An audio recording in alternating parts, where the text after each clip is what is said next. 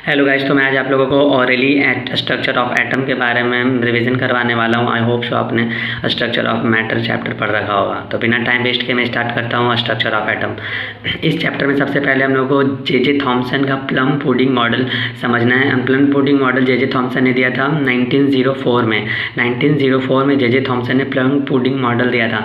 इन्होंने बोला था कि एटम जो होता है वो एक स्पेयर होता है, पॉजिटिवली चार्ज एक स्पेयर होता है और इलेक्ट्रॉन इसके अंदर धंसे हुए होते हैं। जैसे कि हम लोग तरबूजा को देखते हैं तो जैसे बीज उसका अंदर में धंसा हुआ होता है, वैसे ही इनका प्लम पुडिंग मॉडल था। इन्होंने बोला कि जो एटम होता है वो पॉजिटिवली चार्ज होता है और इलेक्ट्रॉन इसके अंदर इम्बेडेड होते हैं एंड इलेक्ट्रॉन। और इन्होंने साथ ही साथ ये बोला था कि एक जितना इसमें प्रोटॉन होता है उतना ही आपका इलेक्ट्रॉन होता है। इट मीन्स जो इलेक्ट्रिकल ये क्या होते हैं, न्यूट्रल होते हैं। जो एटम होते हैं इलेक्ट्रिकल न्यूट्रल होते हैं। ये जे थॉमसन का प्लम पुडिंग मॉडल बोलता है। एंड मैं बात करता हूँ रदरफोर्ड का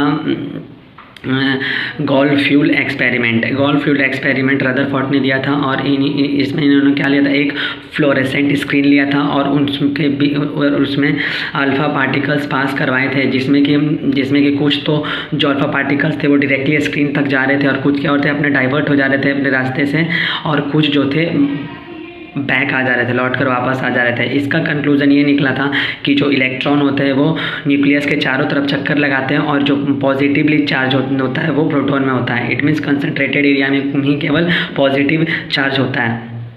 और साथ ही साथ इन्होंने अपने मॉडल में ये बताया था कि जो इलेक्ट्रॉन होते हैं चारों तरफ चक्कर लगाते हैं न्यूक्लियस के और वो रेडिएंट एनर्जी क्या करते हैं अपना लॉस करते हैं। तो जब वो रेडिएंट एनर्जी लॉस करेंगे तो वो एक टाइम ऐसा आएगा वो जो न्यूक्लियस में आके क्या होंगे मिल जाएंगे, तो वो एटम क्या हो जाएगा ब्लास्ट कर जाएगा।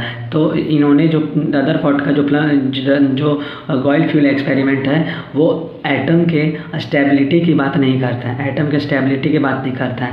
एंड देन बात करता हूँ नील बोर का प्लानिटरी मॉडल। नील बोर का प्लानिटरी मॉडल ये 1930 में आया था। 1930 में इसका प्लानिटरी मॉडल ये बोलता है कि न्यूक्लियस के चारों ओर इलेक्ट्रॉन एक फिक्स्ड पाथ पे फिक्स्ड ऑर्बिट में चक्कर लगाते हैं और without losing it's radiant energy. It means हम लोग को एटम का स्टेबिलिटी कहाँ से पता चला, तो नील बोर का एटॉमिक प्लानिटरी मॉडल से। एंड देन मैं बात करता हूँ नील बोर ने बोला था कि जिस ऑर्बिट में ये चक्कर लगाता है वो उनका सेल होता है, एनर्जी सेल होता है।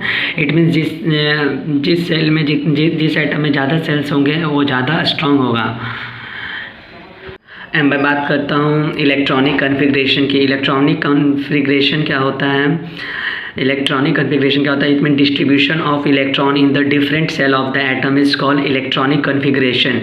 एंड इसका जो फार्मूला होता है वो 2n²। यहाँ पर n रिप्रेजेंट करता है नंबर ऑफ सेल्स कितने हैं। एंड मैं बात करता हूँ मेन 4 सेल्स की। K L M N। K में होता है 2, L में होता है 8, M में होता है 18 एंड N में होता है 32। और साथ ही साथ कोई भी एटम होता है वो स्टेबल होने की कोशिश करता है। इट मीन्स कोई भी एटम हो स्टेबिलिटी के लिए वो अपने जो लास्ट सेल हो उसमें इलेक्ट्रॉन 8 बनाने का कोशिश करेगा या फिर 8 रखने का कोशिश करेगा, उससे ज़्यादा नहीं रख सकता है। और ये हम लोगों को ऑक्टेट सिद्धांत से मिला है, लॉ ऑफ ऑक्टेट। और यहाँ पर जो सेल होता है वो एटम का एनर्जी लेवल भी बताता है, सेल एनर्जी लेवल।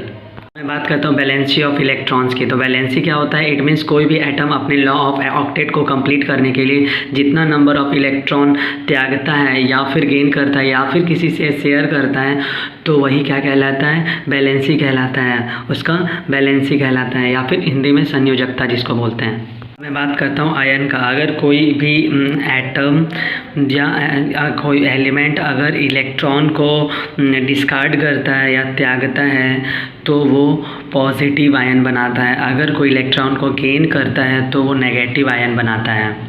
मैं बात करता हूँ कैलकुलेशन कैसे किया जाएगा बैलेंस इलेक्ट्रॉन का। तो अगर किसी एटम के बाह्य सेल में अगर 1 2 3 4 अगर रहता है बैलेंस इलेक्ट्रॉन तो उसका बैलेंसी वही हो जाएगा 1 2 3 या 4।